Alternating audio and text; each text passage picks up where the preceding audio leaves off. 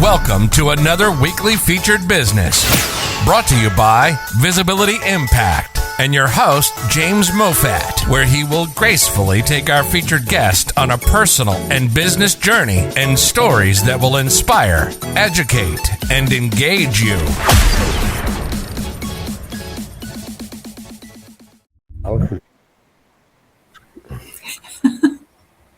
Hello and welcome to another featured business brought to you by your host, myself, James Moffat. And today we have our 180-something guest, because I've lost count, and I'm way behind. So we have, all the way from the US, Laurel Hoover. Welcome to the show. Thank you, and thank you so much for having me.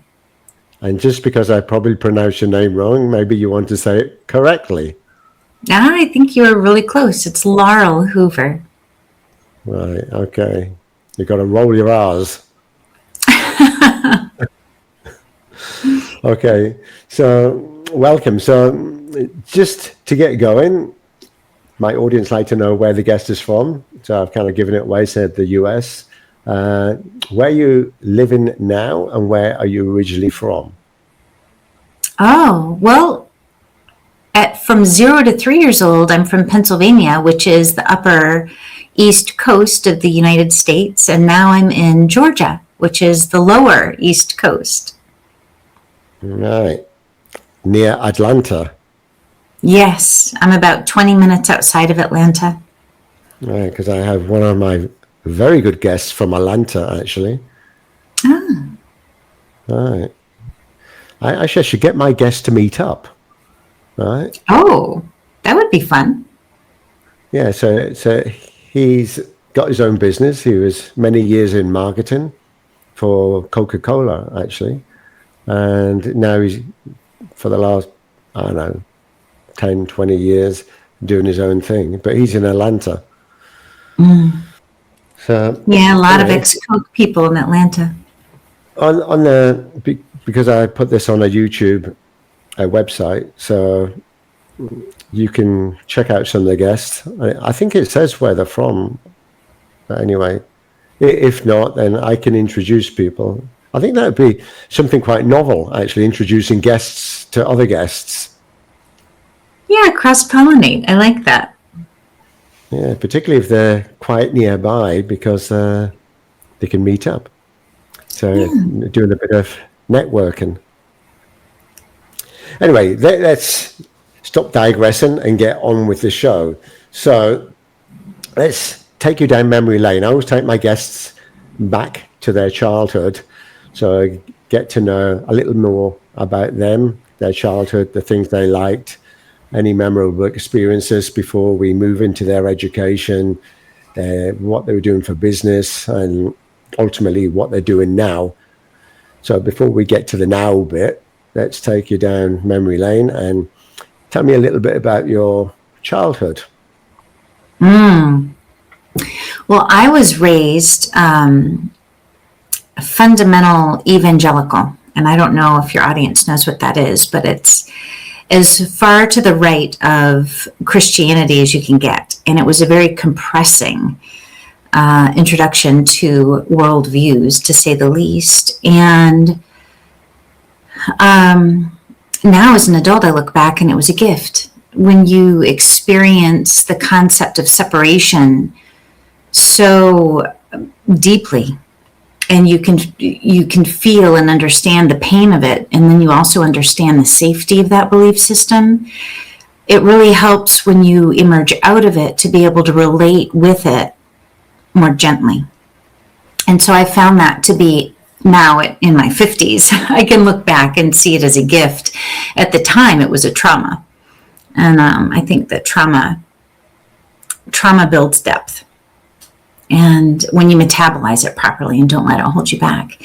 And I think that my first glimpse outside of that reality of everything separate was, I was really young, and my dad was a philosophy professor for one of the evangelical colleges where we lived. And Coco, the sign language capable gorilla, came through.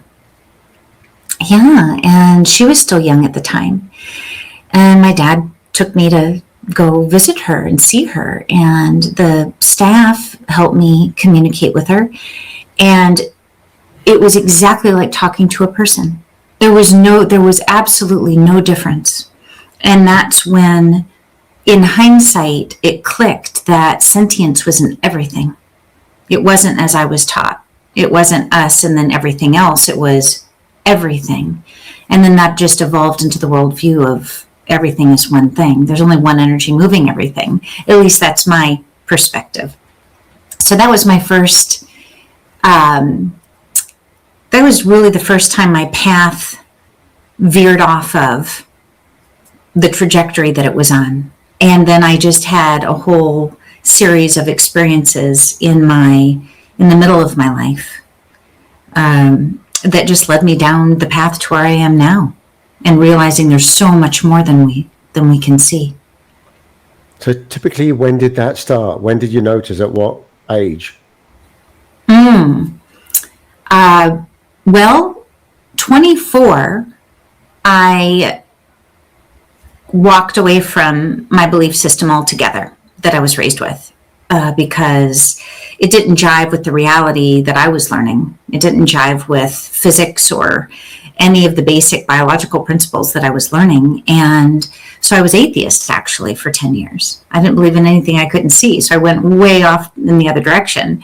And then it was I think I was 34, I had a series of metaphysical experiences. The first one was, I was at a dinner party, and there was a woman that had an internal bleed that was really serious.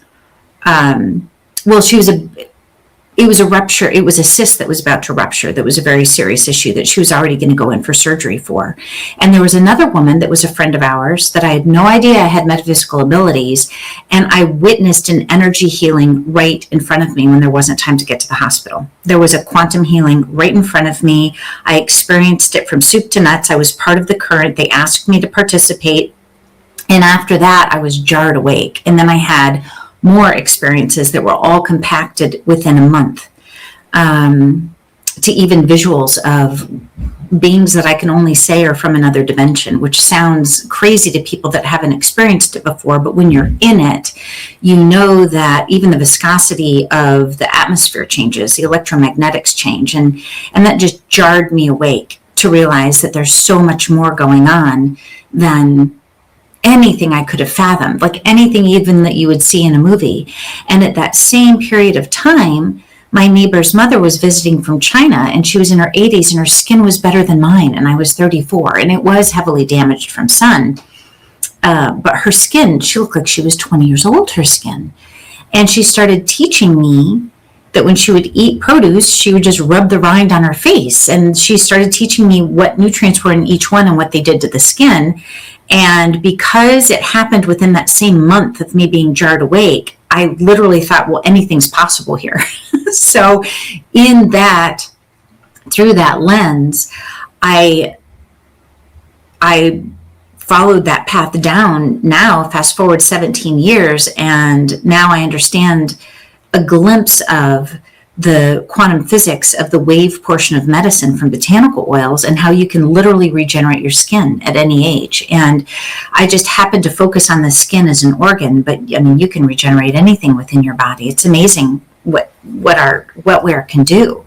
So I think that it was a whole cascading sequence of events from 6 to now that have led me where I'm going. And who knows, I'm turning 52 this year, so I have no idea what the second chapter is going to bring. If the first chapter has me from evangelical fundamentalist can't dance to where I am now, quantum physics of plant medicine, I'm just really excited. My 50s are my favorite time. I can't wait for my 60s and 70s and 80s, and yeah.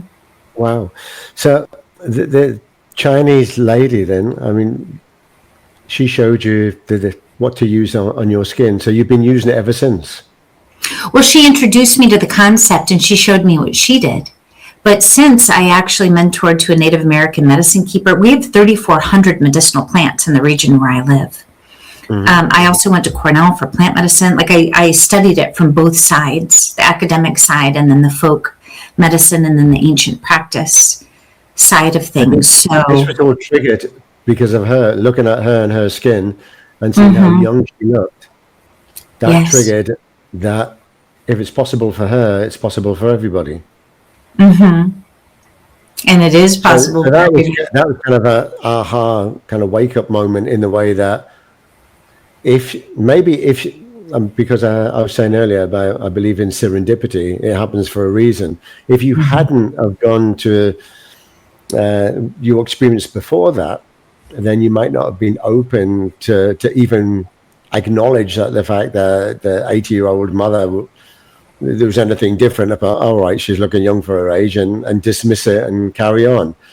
But because you were more awake, I guess, then you were more open to actually see it and act upon it.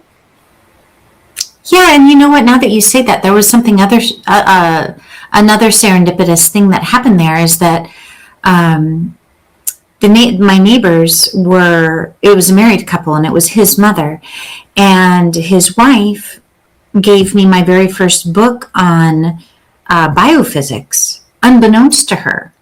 She was going to a doctor with her post-cancer treatments or therapy, and he had given her a book called The Biology of Belief by Bruce Lipton, and I'd never heard of it, even though it was written in the 90s. And he was one of the first people to overlay quantum physics onto biology. And because I so deeply wanted to understand the metaphysical experiences that I'd had and the healings that I'd witnessed, that book just kicked that door wide open.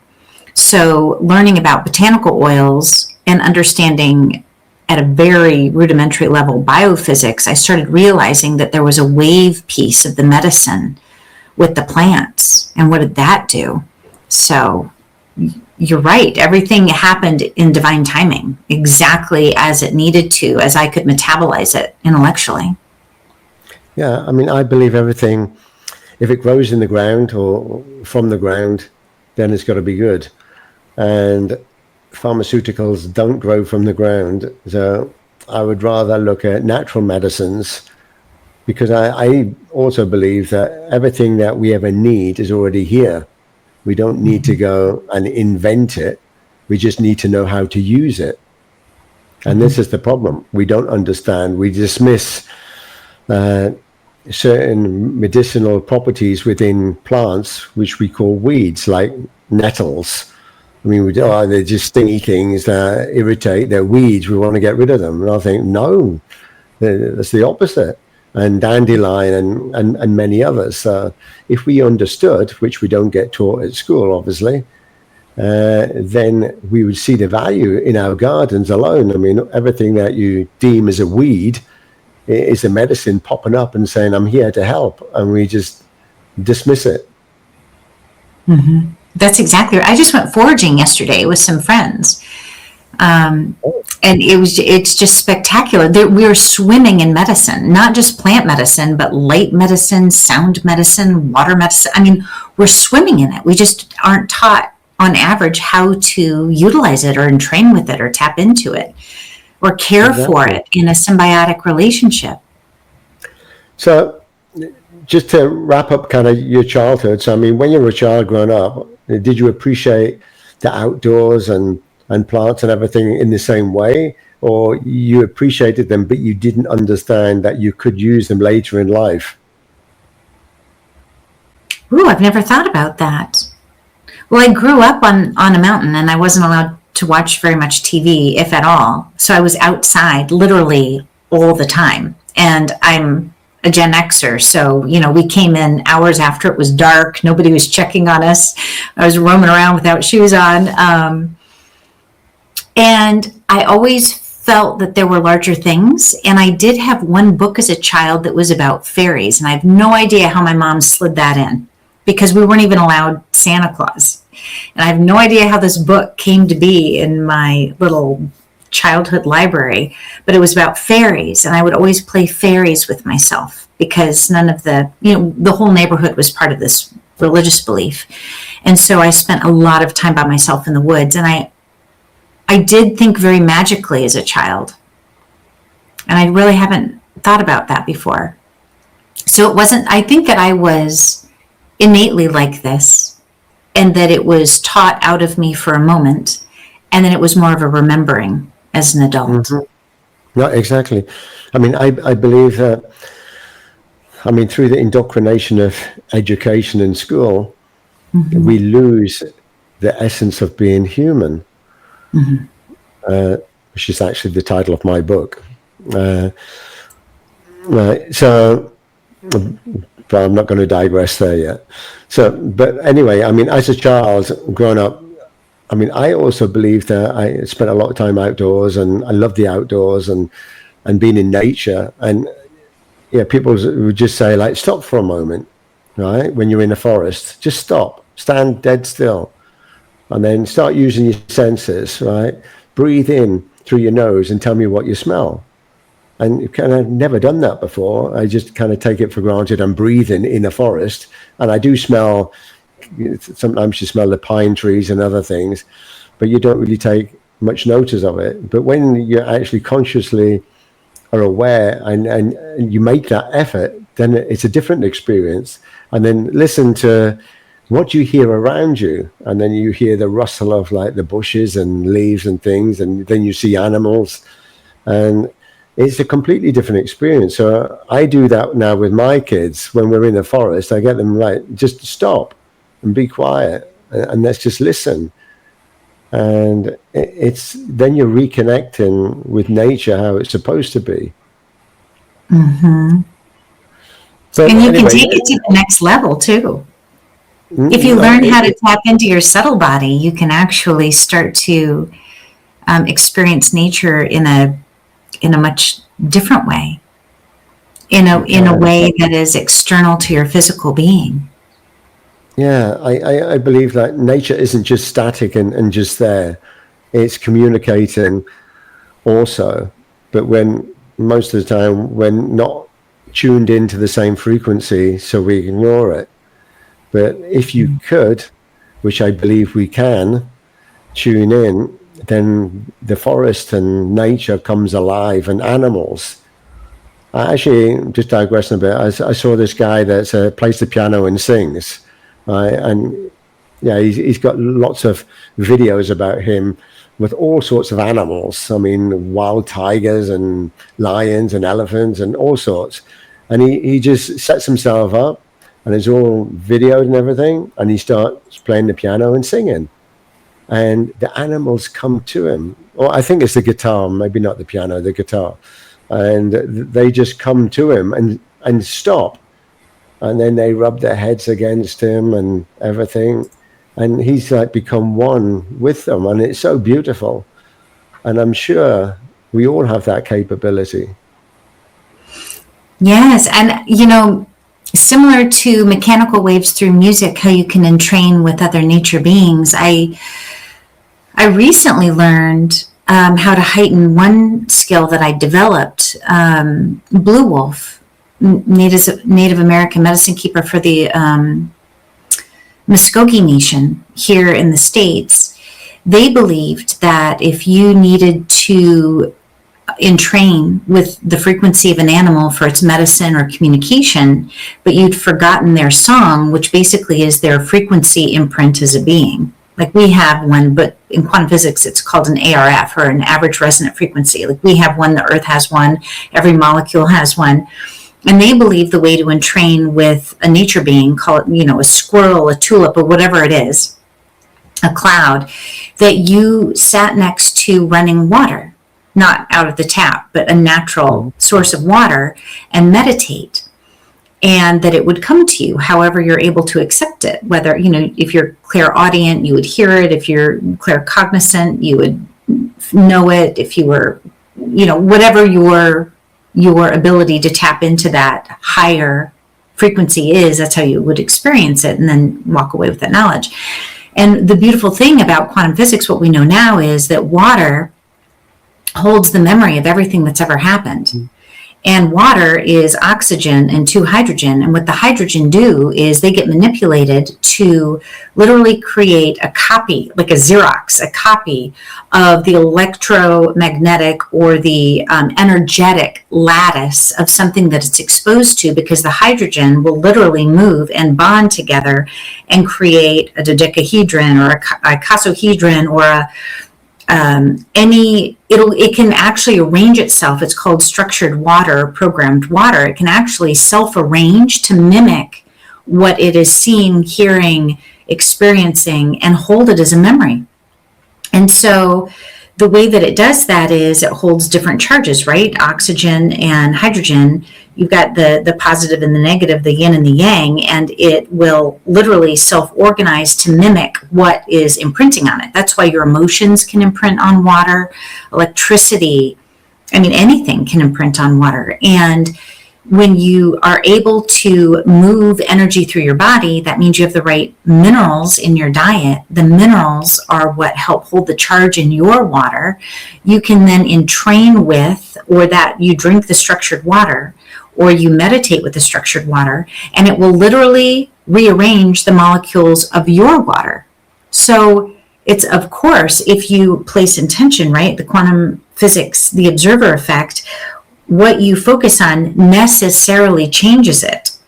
Not maybe, it does. So when you focus on that activity, you're able to entrain. So the Native Americans exactly had it right. And then it makes you look at all the other Native belief systems and ancient belief systems about water, or just about entraining with earth medicine in general. And what we've discovered through quantum physics is they're not only spot on, but they mapped far beyond what we're able to even map now. And it's like, how did they know that? Well, they tell you, right? They tell you they entrained with it. They meditated on it. They got a download. It was gifted to them. And this wetware that we have is mostly water. And it's not the only interface with otherness, but it's an easy one to start with. And that's why stone elixirs work, or Bach flower remedies work. Yeah, just about that on water. So to drink water, what would you say is the best water to drink? Because we all get water piped to our houses, but they put so many different things in it, particularly chlorine and many other things. But then you can collect water, but then you have to make sure that it's good to drink. So or you can buy bottled water, but then you don't know where it's really from and what they do with it. So what would you say is the best for water? The best way to get the best water for drinking? Yeah, that's tricky. And for myself, I've solved it in that our water isn't drinkable where I live. Believe it or not. It's not drinkable. You're over time, your tongue will start to turn white, and it will kill your house plants over time. Yeah. So even though I'm in the States, that doesn't mean that I've got clean drinking water. Lots of people here don't. So what we do is we use a filter, and sometimes it's Brita, sometimes it's another brand, but we use a really high quality filter. But then I use 𝗙𝗘𝗏, which is the first FDA approved stone medicine in the United States, and it's available everywhere. But 𝗙𝗘𝗏 is quantum energy living body something. I can't remember what the acronym is for, but it's 7 minerals that are captured in a ceramic ball, and it structures your water back to groundwater. And it's incredible. It changes the viscosity, the hydration, the way that it affects your body. You dream more vividly. So that's how we've solved for that issue. But as far as the best source of water, it depends on what you're looking to heal yourself with. So dew, for instance, is structured from the earth, the Schumann resonance. It has a different frequency. It has a grounding, more of a yin frequency in its molecular structure versus rainwater, super activated. If you want to collect rainwater and drink it, you're activating something. If you want to structure it with a stone, you need to be careful that the stone matches what the energy is of the water. Then you also have water that's structured by the sun. So if you collect rainwater or dew water and you leave it in the sun for 4 hours, the light structures it. If you leave it under the moon, completely different structure of the water. So and mist from a waterfall, moving water, rock water, all different waters have different energies to them and different lattices. So it really depends on what you're looking to heal. And then, are you making a concert or a symphony out of your water? You can always add a botanical oil to it. You can add a stone frequency to it, which you always want to do stones in glass to protect it so it doesn't leach any gases into the water, because you can actually toxify or poison yourself. What about adding copper to the water? Oh, sure. Absolutely. Yeah. Copper's a great way to do it. A copper mug helps structure the water in a really beautiful way. And if you want to introduce shapes, if you have copper wire and you start to introduce geometric shapes, you can play with glyphs and things like that, because those hold a different energy. Energy follows geometric patterns, and then matter is collapsed energy. So if you form a shape with copper in a geometric proper structure, you then are just inviting an energetic pathway that then structures your water to match it. So there's a lot of things you can play with there with copper. Yeah. I mean, we do something similar at home because the tap water is terrible. I mean, you can smell the chemicals in it and you can taste them. So we do have a filter that basically filters out everything and then adds back the things that we need, which is kind of not natural. But we did a test. We bought high quality water from the supermarket, and we bought the lower quality or lower priced one, and then we marked all the glasses, and then we got the kids to taste them and tell us which one they preferred. And it was quite ironic. They preferred the tap water without being filtered. So we did filtered tap water and then unfiltered tap water. They preferred the filtered tap water to the bottled water, but overall they preferred the filtered tap water, right? But it would be nice to actually take the water directly from a borehole. I mean, go down to the water table and take it, because then it's had time to go through the earth and gather the minerals and the things it needs, and then you're getting it pure. Absolutely. And you can also structure it with your emotions. You can, because a neighbor of mine used to do that, but before she drank any water, she used to put her hand over the glass and say something to it to restructure it before she drank it. And she swore by that. But I mean, I believe that also. Yeah, and we actually have scientific proof that works, but that doesn't filter the water. So don't think that by sending gratitude or beautiful words to water that it would filter it. It doesn't. It just changes the way that the hydrogen connects with itself, with other water molecules, and builds a lattice. So there's a difference between filtering and structuring, two different things, two activities. Yeah, I'm spending too much time talking to plants and the trees and everything. There's no such thing as too much time doing that.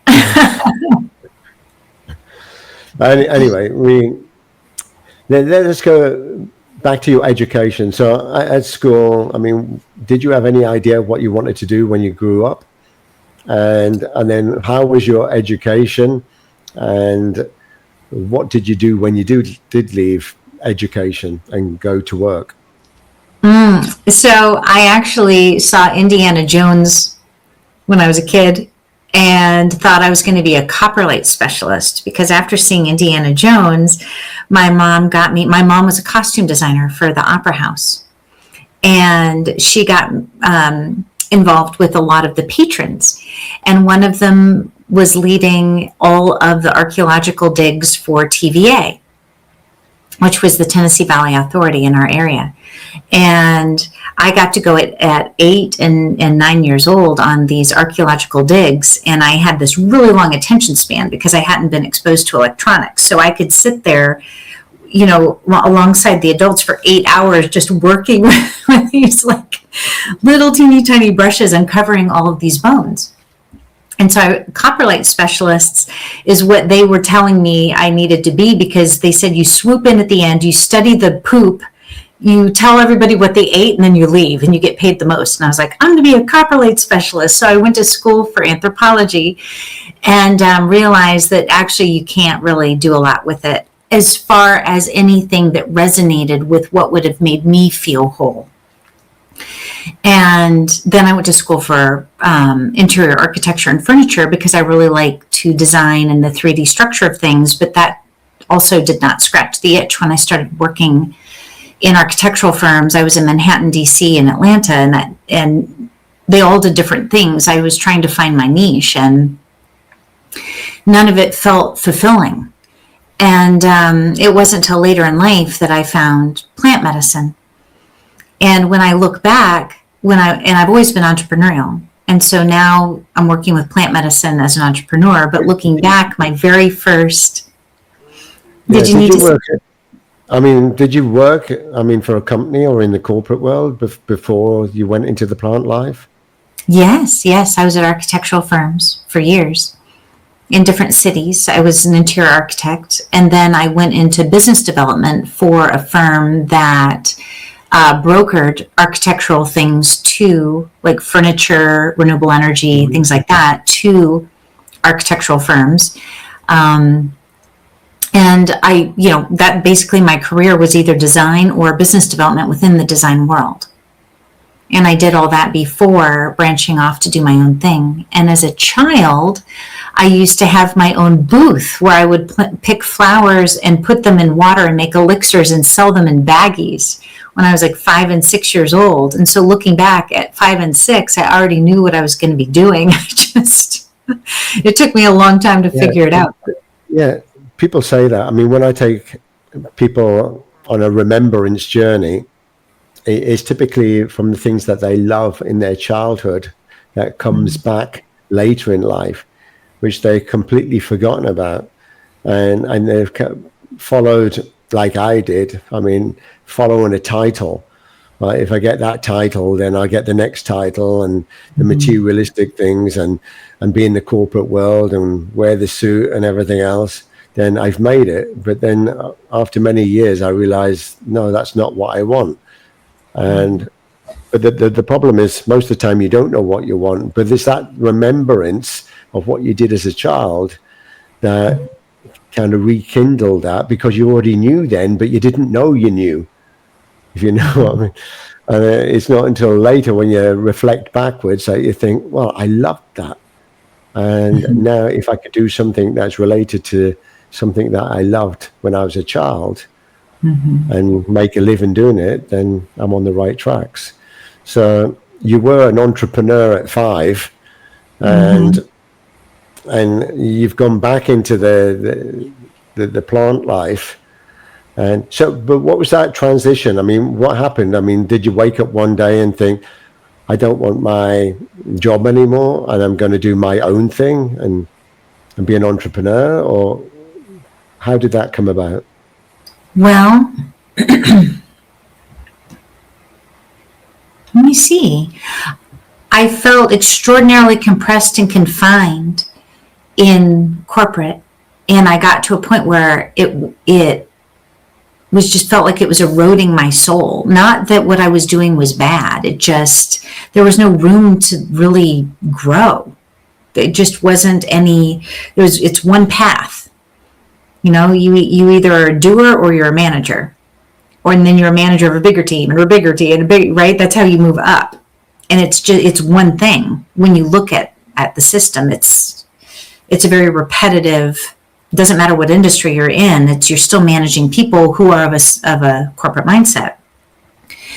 And I didn't know that there was anything else, but I knew that it wasn't working. And I got to the point where I couldn't even force myself to do it anymore. And I told myself that maybe I had just outgrown my role, or I wasn't sure. And I found a Peloponnesian Buddhist psychotherapist who was recommended to me. And at this point, this was just before I'd had those metaphysical experiences.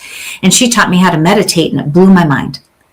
And I got the courage to leave my corporate job And I'd already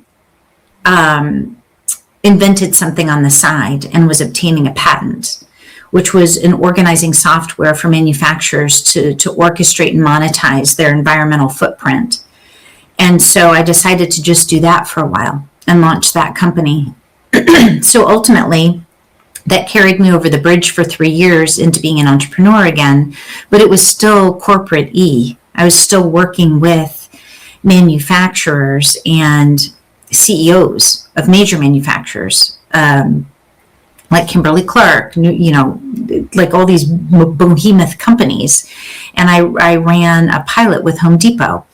And, we got pretty far with our system. I ran it out of the Georgia Tech incubator, but it was still a reconfiguration of the same thing. And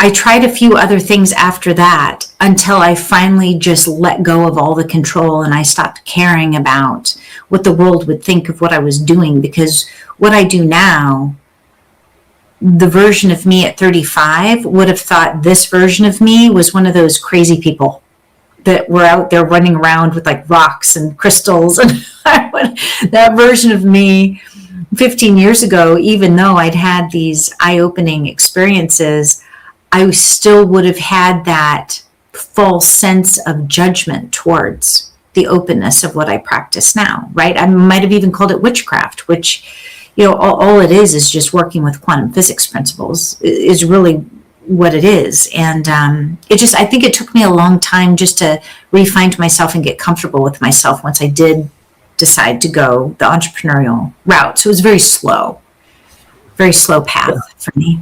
So how did you find yourself? I mean, you left the corporate world at 35, and then you decided that it's not for you. You want to do something that's more you. And I mean, you already knew that you could be an entrepreneur and to start your own business, but then there's a big step, because there's that fear of kind of the unknown. Can you be successful? Can you bring in enough money to live by? Do you know what you're actually doing? And you kind of feel that imposter syndrome in the way that you're going to do something and sell a service of some sort to people that you don't know if you're ready for it, or you don't know how they're going to react to it. So it's a big step to take. And I mean, the biggest part is the fear.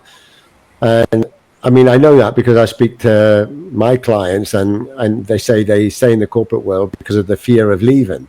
They don't believe in themselves. But then you have to kind of show them the way.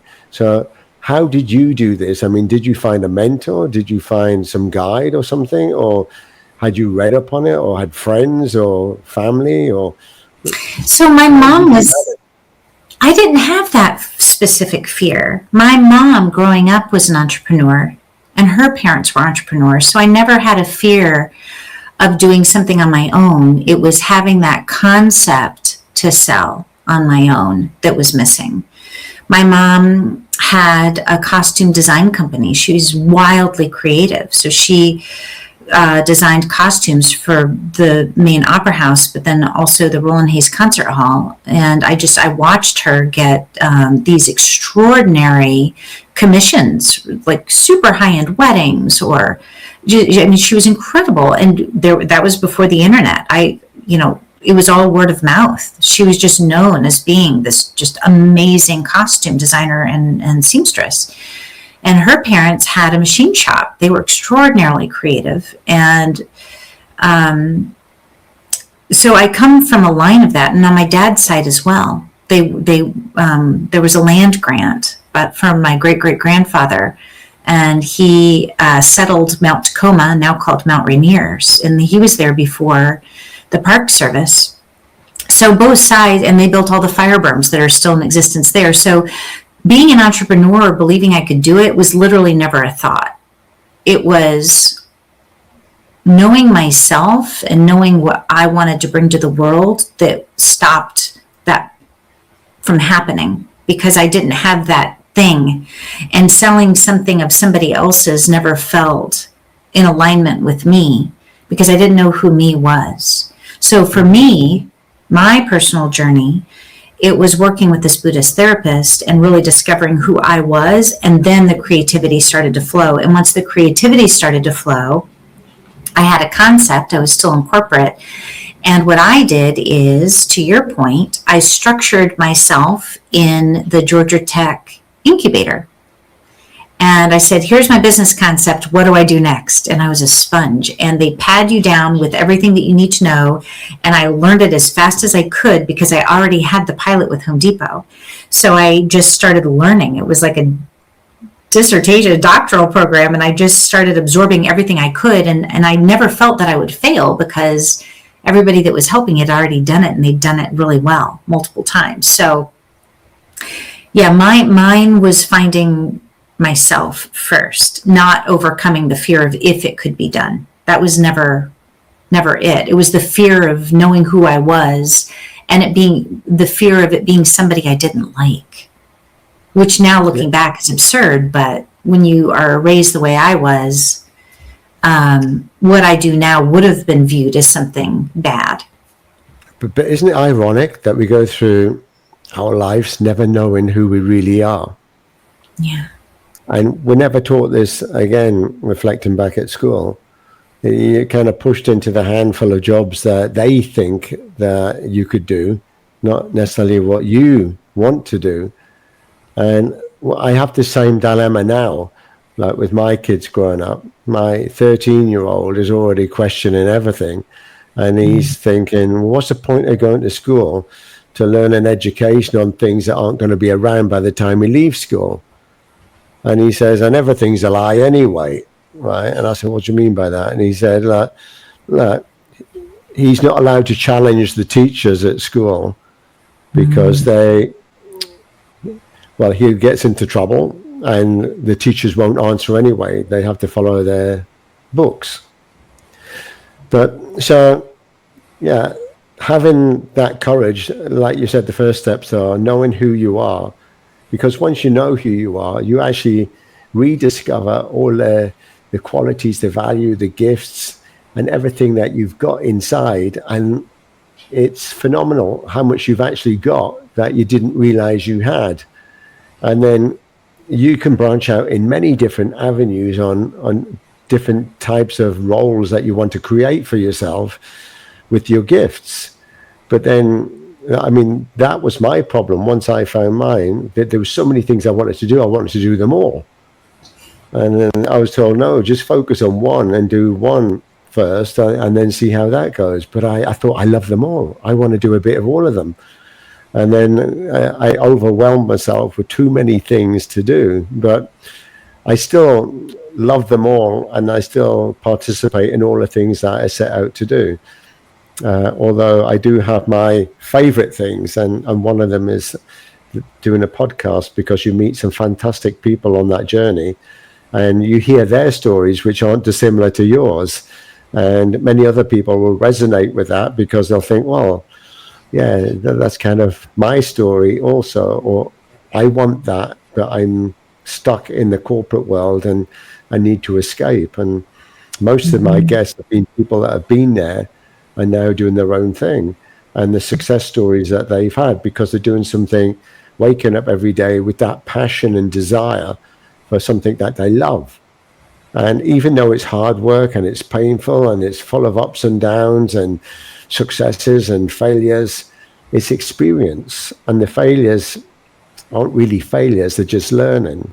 And then when they go and do it again and they succeed, then it's a beautiful experience. And they tell me that they actually love doing what they love. And then there's no reason not to be doing that forever. There's no retirement then.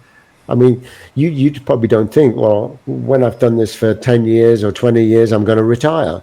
You think, well, why would I retire? Because I'm loving doing what I'm doing. And yeah, so tell me more about what you do, because you do quite a number of things. And also from that story you told me about this 80-year-old Chinese woman, and to look good. I mean, you're looking great for your age as well. So obviously what you're doing is working. So tell me a bit more about what you do and who it's for. It's for anyone that wants to keep their appearance reflecting the youth that they feel inside of them in a natural way. It doesn't matter your age, your ethnicity, your gender. It doesn't matter. You can regenerate the organ of your skin. And so what I teach people is, one, DNA is malleable. And it's our internal environment, which is influenced by the external environment, but also by our thoughts and our feelings. That internal environment can alter our DNA and our gene expression. And I can teach you how to do it to reverse aging of the organ of your skin by 10 to 15 years. And actually, some women, if you look at my website, some women look 20 years younger. And you can do it in 90 days. Some people it takes a little bit longer, but you're going to see dramatic changes. And I do it through 4 disciplines. One is botanical oils, which I'll get to at the end there. 2 is a fancy word. It's called 𝗢𝗙 face massage. And all that is a word for a technique that I teach you where you vigorously massage your face and follow your meridians. And what it does is it signals your skin. You press hard enough that your skin says, oh my goodness, I need to ramp up my protection. So your skin will produce far more collagen and elastins in the areas around where you're focused on. So you can literally model your face with your collagen and elastin production at any age. So face massage, then face yoga. You've got 44 muscles in your face, and you can't have tight skin without tight muscles. So I teach you how to work up the muscles. And then the third pillar is that internal chemistry.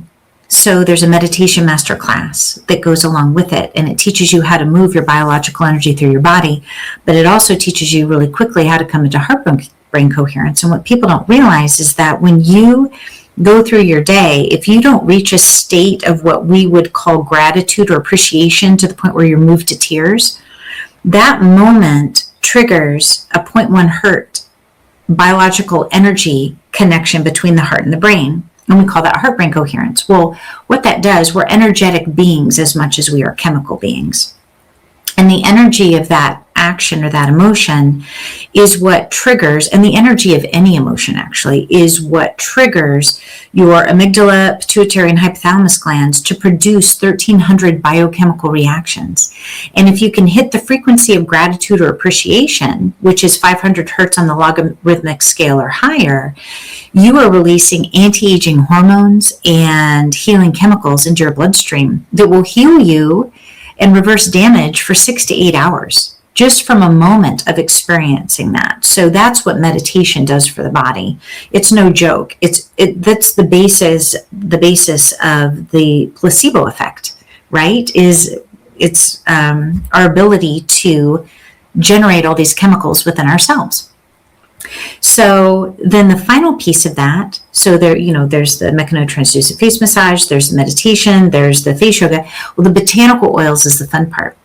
So you massage I meet with you, I discover what you specifically need chemically to regenerate your skin. And this isn't guesswork. I mean, we know what certain oils can do for the skin. And you can even go to PubMed and research this. We know that certain oils regenerate. We know that certain oils kill cancer. We know that, certain oils reduce and get rid of tumors. We know this through scientific study. And the chemical piece will regenerate the skin. But here's the interesting thing with skin. Wrinkles and sagging skin is actually the end of a cascade of a repeated pattern that starts with an emotion. So if you are feather lining or wrinkled or have sagging skin prior to 65, it's because of your emotional habits. That's the mind blower. So when you don't metabolize something, it can be a minor trauma or a major trauma, but when you don't emotionally metabolize it, the body stores it for you to protect you. And one of the main places that it stores it is your fascia. And the fascia is between the muscle and the skin. And you may have heard of fascial release. It's kind of the new vogue practice, especially in longevity clinics. Well, your fascia because all matter is condensed energy, your fascia will condense the energetics of a trauma, even if it's somebody yelling at you in your face, and store it in your fascia. Well, when your fascia gets all these nodes of these stored metabolized traumas, which basically are nodes of materialized energy, is exactly what they are, it becomes rigid. And when it becomes rigid, your fat falls because there's nothing to hold it, because it's not pliable anymore. The fascia is allowing it to release, and you get eye bags, you get sagging jowls. Well, also then your collagen and elastins stop producing as much, and everything just starts to fall. And we think, oh, it's just typical age. It's stored trauma. That's the wild thing about aging. It's trauma. So the botanical oils, because we are particle and wave, everything is particle and wave, the chemical piece that your skin needs, the law of polarity, instead of opposites, what we do know is the law of polarity is the two sides of one energy, the opposite sides, or the opposite as deep into the energy as we can perceive. Well, the same thing when it comes to particle and wave. The wave form of medicine that's attached to the particle is what you need energetically to stop the pattern of the way that you're metabolizing trauma and to actually release the trauma out of your body. So the neat thing about massaging with the botanical oils is you're breaking up the fascia. You are borrowing the energy, the wave form of the energy from the plant to help release that trauma from the body on your behalf. And it also entrains with the energetics of your glands so that your habit thinking starts to change. You'll find you're not triggered in the same way. Your face starts to tighten. You feel lighter. Your emotions change. You start producing better chemicals. And then instead of this entropy cycle, you're borrowing the energy from the plants, and then you're also utilizing your own energy, and you get into an entelechy cycle. You get to up spiral cycle where you're able to then regenerate. And it doesn't matter what age you are. Anybody can do it. And what you discover is I'm not even feather lining, and I'm going to be 52 this year. You don't have to age at the rate that we're told. Now, I'm not saying I'm going to add years to your life. I mean, you probably will, live a better, healthier, longer life if you change your internal chemistry. But what I can tell you is we can absolutely, with the help of plants and these practices, you can reverse over a decade of age in the organ of your skin. And the beauty of what plants bring to the table, you cannot get in any over-the-counter cream because it does not have the wave form of the medicine required. Pharmaceuticals are a synthetic replica of a chemical from a plant. And if you have the synthetic form, it does have a wave, but it's not a healthy one, right? It's just not a wave that your body wants to do anything positive with. It's going to do something negative with that wave, which we need also, right? We need the yin and the yang. We need to break down the body to then build it up. But constantly with the yang, the active energy, you're eventually just going to completely break down without the yin. And the wave form of the botanicals brings exactly the wave piece that is missing within you. So you'll get to know yourself better. You will improve yourself. You'll start different habits. You'll start thinking differently. You won't react the same way. And a byproduct of that is you look like you had a facelift. Wow. Sounds fantastic. So this is, I've got a few more questions to ask anyway, but I mean, you teach people also, I mean, you talked about massaging as well. So, I mean, that is something you do, or is something they do themselves? I mean, when it comes to face and things like that, there's a facial massage. And also, how do you keep not just your face looking young, but I mean, you obviously want I've seen people with some absolutely beautiful young faces, but they're grossly overweight and obese. So, I mean, it's about your whole body. So, I mean, how do you address the whole body, not just like the saggy eyes or the wrinkles or whatever? So, is that something that you address as well? Well, think of me as a gateway drug. Once you realize you can regenerate the organ of your skin and you realize anything's possible, it cascades into, usually nutrition comes next. And then after that comes everything else. But I'm not a nutritionist. I'm not an expert on anatomy. I'm not a doctor. So they are then able to go and find other mentors in those categories. But I think that vanity is a gateway drug to spirituality, one of many. And I address one aspect, and the growth that happens there can blossom into other things that I do not teach. I'm pretty isolated into this ball of offering. No, exactly. You can't be an expert at everything, but I mean, for yourself, I mean, you look pretty fit as well. I mean, physically, so you obviously maintain a good physique, which is also important, because I say that because when I mean, we're all getting older, but when I look in the mirror, I think people say, it's not what you weigh. It's not about your weight. It's what you look like. If you can take your clothes off and stand in a full-length mirror and you're happy with what you see, then that's okay, right? So when I look in the mirror, it's not just your face. I mean, you want to look at your body. I mean, have you got saggy arms? I mean, have you got a tight chest? And I mean, for me, because my 13-year-old son is very much into fitness, right? He does lots of classes and things. And he said, "Oh, Dad, you should do it as well." So he said, and I said, "Oh, I don't have time for that." And he said, you can do this Tai Chi stuff, Tai Chi chair exercise. You can sit in a chair and do it for 7 minutes a day. And then so now I've started, and already just from doing 10, 15 minutes with him every other night. Right? I mean, he's much better than me, but I used to have a very athletic physique, but I've kind of let it go over the years. But now I can see it's there. It's under that skin somewhere, and I'm trying to bring it back out. And I felt good after doing it, and look in the mirror, hold your breath a bit, right? And I think, oh, that six-pack can come back again. I haven't lost it for good, so I'm doing that. But then I also think it's not just about your body. I mean, like you said, it's your face as well, and what you rub on your face. And because my wife keeps saying, you've got to put that factor 30 on your face when you're out in the sun. And I said, leave my face alone. I don't want to put anything on my face. And she's saying, oh, you'll burn. And I'll say, I'd rather burn than put that factor 30 junk on my face. Right? So we have a different way of looking at things, right? But I would rather not. But would you recommend that you put something on your face when you're out in the sun, or just don't go out in the sun and expose it for too long? This is a question that it's hard to answer for everybody as a blanket statement. So if we still lived the indigenous ways and we were outside all the time, our molecular structure of our skin could handle it, because we would have, quote unquote, evolved to handle that much light exposure.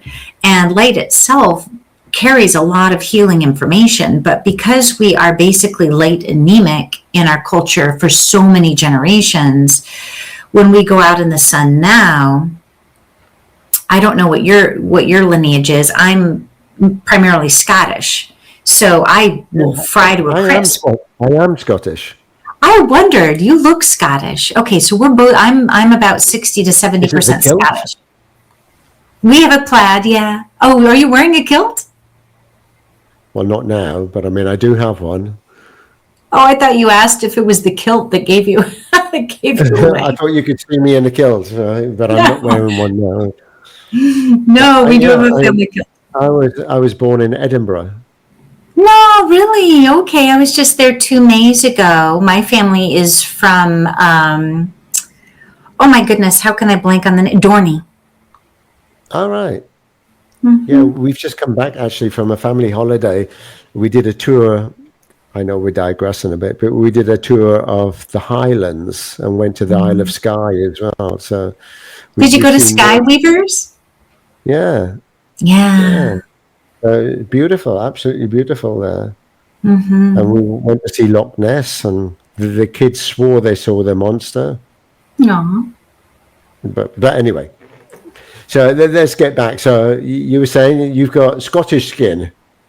I do, and I burn. So, because we are, what the term for being undernourished from food is malnourished, but when you burn easily, you are malilluminated, and that can be generations of microevolution within your skin. So what do you do about it? So it just depends on the person, how malilluminated you are.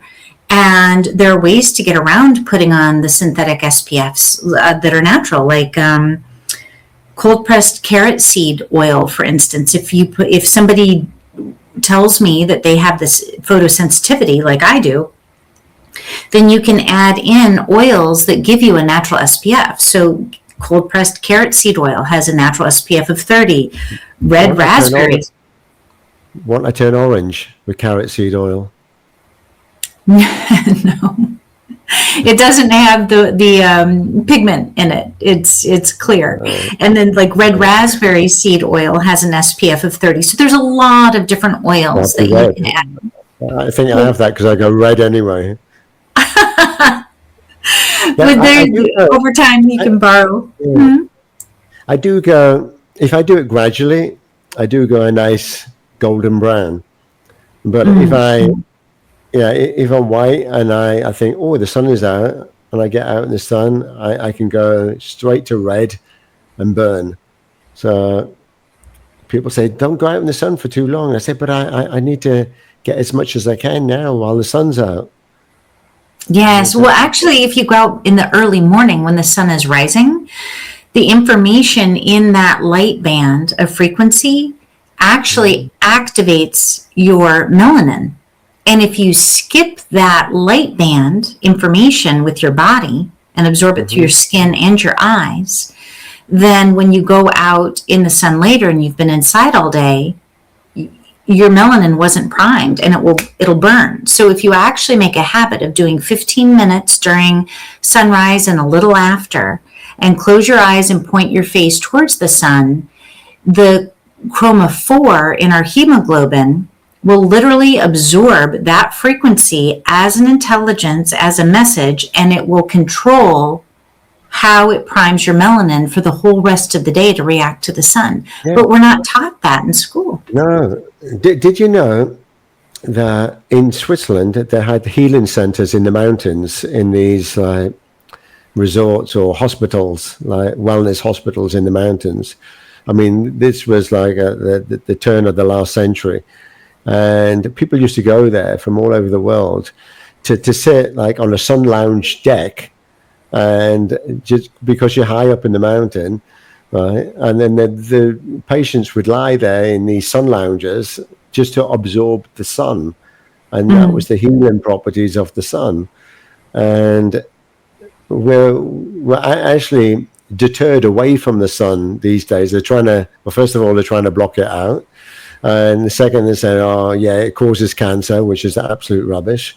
And all the other nonsense. I mean, the sun gives us life. I mean, you always feel better when the sun is out. Even if you don't go out, you feel better. Oh, it's a sunny day, great. You've got a smile on your face.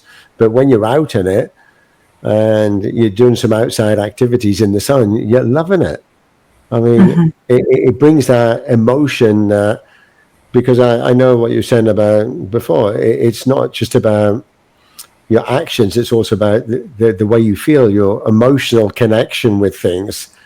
And then it changes that emotion from like maybe it was a miserable day and doom and gloom and feeling depressed to happiness. And it's that happy emotion that is the well-being emotion as well. Oh, absolutely. Psychoneuroimmunology is the term for it. It's where you are able to produce your own internal pharmacy.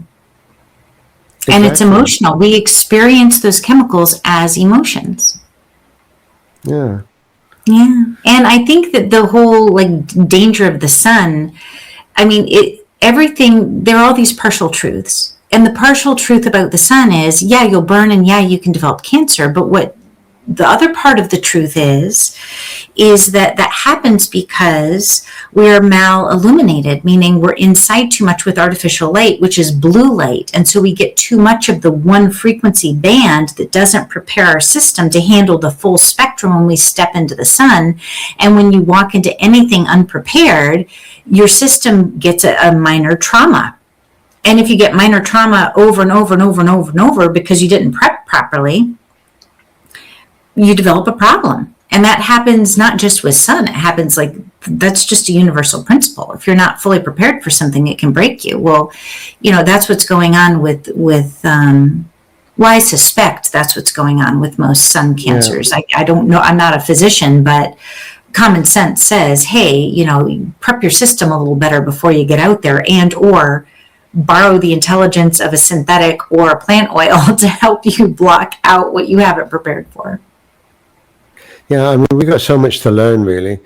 I mean, particularly when it comes to frequency. I mean, everything is a frequency. Everything resonates on a frequency level. And we don't even understand our own frequency, let alone the frequency of other things. But this is, again, something that is never taught at school. And it's quite frustrating because my eldest son has a desire to want to know all of this. Like, why aren't they taught about Nikola Tesla at school and frequencies and 369 and everything else? And because he hears about it typically through me, but then he's asking questions, and we have to do our own research because it's something you're not taught at school. But particularly also on plant life, I mean, plants, like as you said, have got so many healing properties. And there's a lady called Barbara O'Neill. I don't know if you have heard of her. She's Australian, but she's written many books about the natural remedies of plants and medicine and everything else. And I think she lives in the US now because from Australia, she was targeted after COVID because she talked about natural remedies and cures for things and detoxes and everything using plants. And it didn't go down too well, so she left the country. Right? But I mean, I've had so many different guests also that talk about these types of subjects, particularly when it comes to medicines or natural products for body and face and things. And there's a great community of them because, there was also a lady who talked about fabrics that you should wear 100% as best as possible cotton. Right, and not these synthetic products. So she made her own cotton underwear, and she watched the whole process from sourcing the cotton to milling it and everything else, and weaving it into underwear. She said the only thing that she couldn't was the elastic band, but other than that, it was 100% cotton and also renewable. So not that you wear someone else's old underwear, but the material could go back and be reused again. And I wonder if cotton was one of her plant totems. Yeah, but I mean, there's so many great people doing great things that we need to go kind of back to nature because it is there, it's our playground for exploring. And it's too easy to go down the convenience route. Oh yeah, I'll just go to the pharmacy, or I'll just go to the supermarket, or the shopping center, the shopping mall to buy my clothes and food and everything, and we forget what's around us that we could utilize. And this is very much what we're trying to do as a family. Although it's not possible for everything, at least you can start with something. And so anyway, I want to learn more about, because you're the founder of SkinLove. This is the name of your business. It is. Right. You do holistic skin transformation. earth medicine, I mean, and plant medicine, quantum healing hypnosis techniques. I'm interested in that. So you have to tell me more about that. And you're a writer, so tell me about the book or whatever you've written. You're a speaker and a podcast host. So when I was saying I'm busy, right, you do a lot. So how do you fit all of this in? And it's all connected. It's all the same thing. And I don't have children. You have children. I have dogs, which takes time, but I don't have, I have the luxury of having all the time to focus on things that I like to study. So there's, number one, why I have more time. Plus I'm going to be 52. So I've been able to study for years. So I just fit it all in. Yeah, I'm still learning every day. You're 52 going on 36. Thank you. Yeah. Yeah, so tell me, anyway, about the quantum healing hypnosis techniques. What is that and what do you do? And who would you do it for? So I, 10 years ago, would have thought that it was nonsense. Well, maybe 15 years ago. And then I got really curious about it. And the algorithm started feeding up to me the Dolores Cannon Institute and her books. And she's the one that fumbled her way into the methodology of it, maybe almost 60 years ago now. And so it just kept reoccurring in my reality. And I thought, well, I'm going to have a session and see what it is. And essentially, the idea behind it is that you are guided into hypnosis through a guided meditation, but it's a hypnosis meditation. And you're able to recall past lives and or heal yourself spontaneously in that state. And the past life aspect of it is up for anybody's interpretation. I've regressed over 140 people at this point. Wow. And yeah, over the course of, I'm not sure, 6 or 7 years now. And I'll be honest, I was skeptical. Can you do this remotely or it has to be in person? I've only been successful twice out of maybe this 6-ish attempts. I have one friend that it works for, but she's really, really good at doing this. Right. It works best in person. Yeah, I say this and I'm fascinated about this because my eldest son had some trapped emotions. And I mean, I figured it out before any doctors because I do shamanic crystal work. And I found out he had it. And I thought, I will cure him, but I thought, let's just go through the process. So we'd kind of given up trying all these different experts and nobody could find out what it was. So he went to one of these quantum healing hypnosis technique persons, right? And yeah, it was another lady actually, and she's written books. And this was in Switzerland because we used to live there. And he was lying on the couch and everything, and she was talking to him, and she put him into a hypnosis state, although he was aware of everything, and she regressed him back. And the trauma was he released a soul that was trapped in limbo, and this person couldn't escape and couldn't go forward and couldn't go backwards. They were trapped and they were asking him for help because they knew that he could help. And he was telling us what was happening afterwards. But he said it was all calm and a wonderful experience. And then she asked him, like, can you help this person? And he said yes. And he described the person. And he said he's been trapped for a long time and he can't move on and he needs help. And he had to seek the permission of my son to be allowed to move on. And my son allowed him to move on. And he said, yes, with his blessings, he can now be free. And basically, he freed him. It relieved his trapped emotion.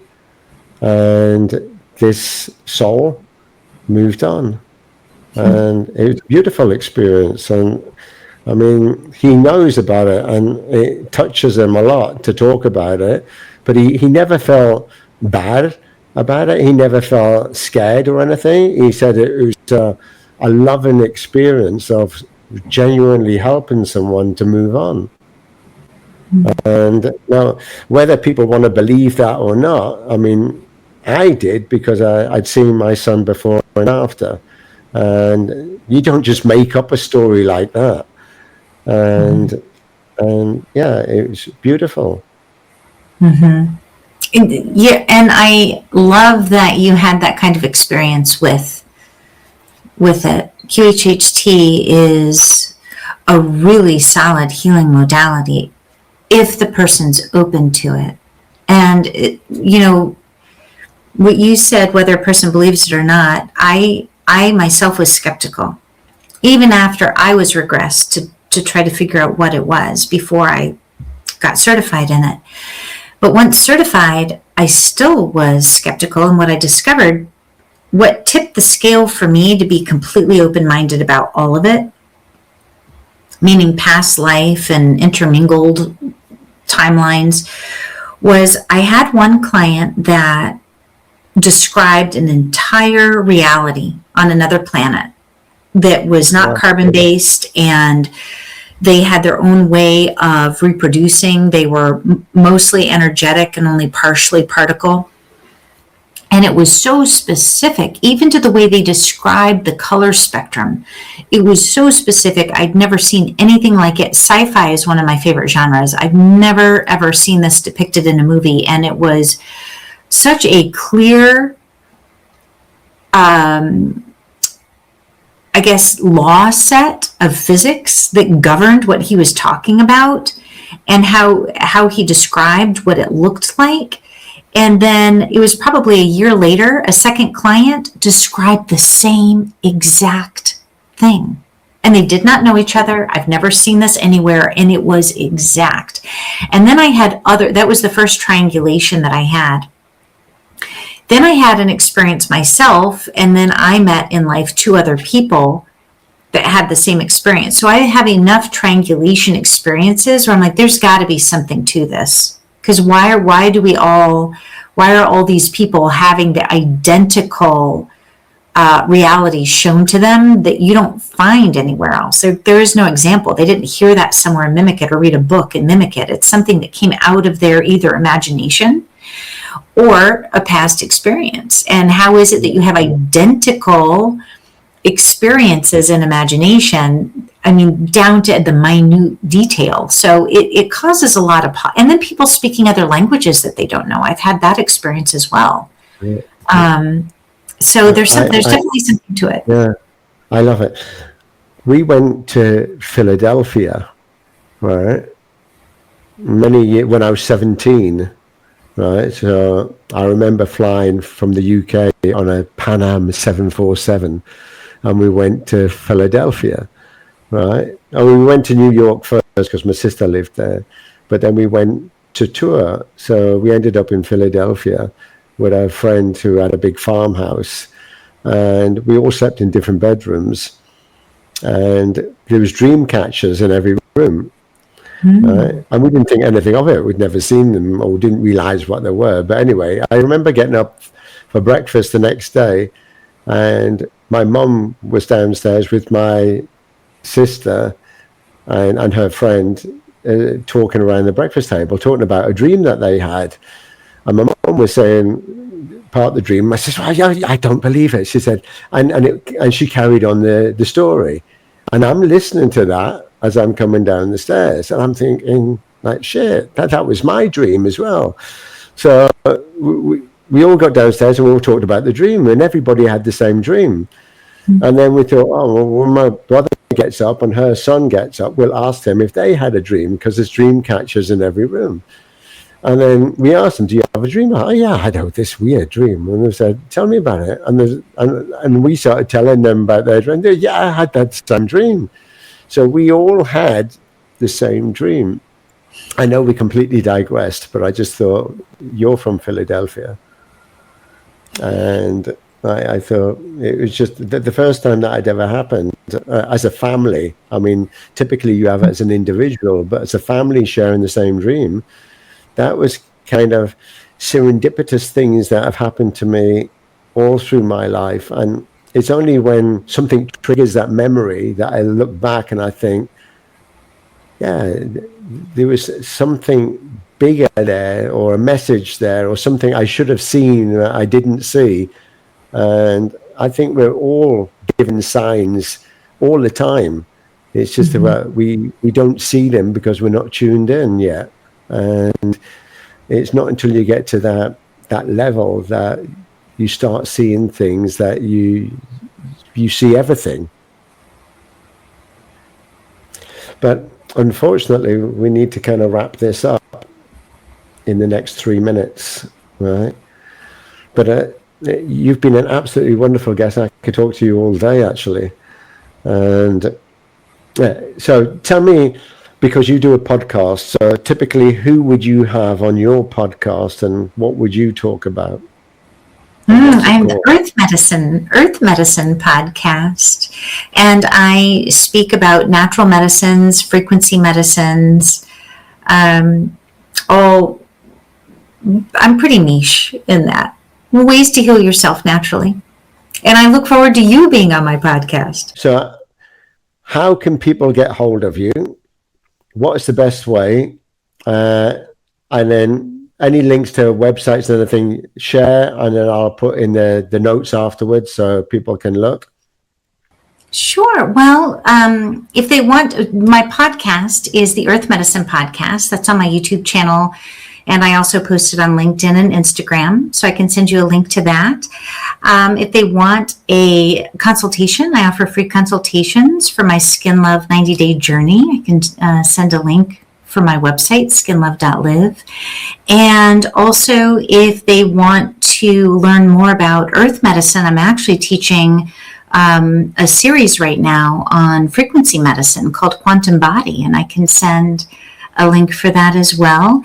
And eventually when we find a time to coordinate, I would love to have you as a guest on the Earth Medicine Podcast, and then they can get another wonderful conversation from the other perspective. Yeah, I'd love it. Yeah. So let's work out a date on that. So, Laurel, you've been an absolutely fantastic guest. I loved every minute of it. As I said, there's so many different areas we could talk about. And I mean, to me, this all resonates and interests me. And hopefully the audience will enjoy it as well. So if they want to reach out to you, they can check out the links. And I'll share all the links that you've mentioned. And yeah, thank you once again, and enjoy the rest of your day. Thank you so much. Thank you. Wow, that was another featured business brought to you by Visibility Impact. If you'd like to be our next featured guest or learn how James Mofat can help you leverage on the art and power of interactive storytelling for your business, reach out and schedule a call now.